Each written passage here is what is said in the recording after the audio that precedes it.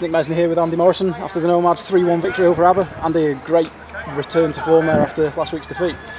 Fantastic, Nick. You know, I'm so proud and so made up tonight. I really am, because that's a huge performance. You know, these have been bang on here since they've come back. They've been difficult, and you know, we've gone 1-0 down in the first minute to an uncharacteristic mistake from John Danby, and then from that minute on, they haven't had another shot on target.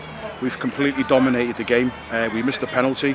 We've had chances, half chances, made a substitution at half time, Shelton's first touch, and then with the way my luck's going this year, and I don't know what is going on, but it looks like he's got a serious knee injury now. You know, it's taken him probably maybe 6 to 8 weeks to start getting sharp, understand what we do. I've given him his chance, he scores a goal, he's ripping the lad to bits, and he goes and does his knee, which doesn't look good, but you know, I'm not going to let that sour what has been a fantastic performance, and the lads have shown they've shown another team that we can play football any way we want. We can go direct, we can mix it up, we can play second balls, we can pass the ball, and we passed them to death at times today, and the result was the right result at the end of the day.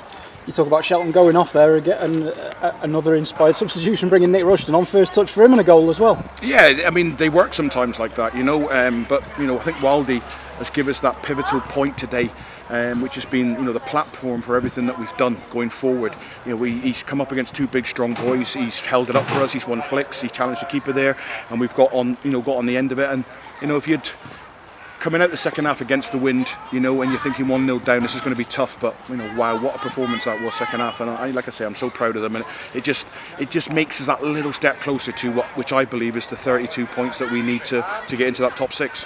And in regards to the third goal there, I heard you from the touchline shouting J. Owen, you go score. J. Owen got right on the end of it, and it ended up in the back of the net.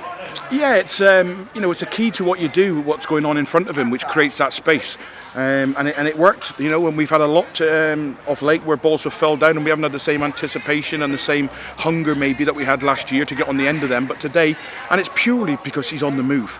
You know, he's running, gambling that the ball's going to fall in an area, and bang, we get the third goal. And you know, it was comfy at the end because you know, Bish has got a good team here, and they've got legs, they've got quality, they've got height, they've got fitness, and they're going to take a lot of points off teams here, you know, and we've really given a good account of ourselves. And like I say, I'm absolutely chuffed to bits tonight because I knew it wouldn't be easier today, and the way the game started, and I just thought, wow, you know, we're struggling now at the moment with certain aspects of our game, like, but you know, the character will never ever that'll never cease because you know, they've got fantastic quality of players, and you know, the determination and the attitude that they've shown in the second half, not to come away with nothing, you know, and it looked that way going into half time. But you know, I just believe we kept moving the ball, if we kept opening them up and we kept getting at them, you know, things would happen, and it did. We'll have to go again against a tough Llandudno team next week as well. Now he's been on a bit of a resurgence, beating Kevin Druids on the. Yep, I watched them last night, and you know. It was a comfy victory in the end. You know, it was a bit huff and puff, but you know, they were the dominant team throughout, and there was only one team I thought would win it last night, you know, coming into the 80th minute, and it was them, and they went on and probably got the result they deserved, and they're going to be a really tough game, very similar to this one that we had today, you know. So we're looking forward to it now because you know, there's players coming back in. Callum Morris is going to be available for next week, Les Davis will be back, and you know, we can't do anything about the centre halves until January, but you know, Chris has come back in, and when Chris gets the weight off and he gets himself fit and he does what, you know, starts hitting the fitness targets that he's been given, then you know, he'll be looking to get a start, but you know, he's a long way off a start at the moment. Perfect, right. Top man. It's Nick Mesner with Mike Wilde after the Nomads 3-1 victory over Aber. Mike, a really good result.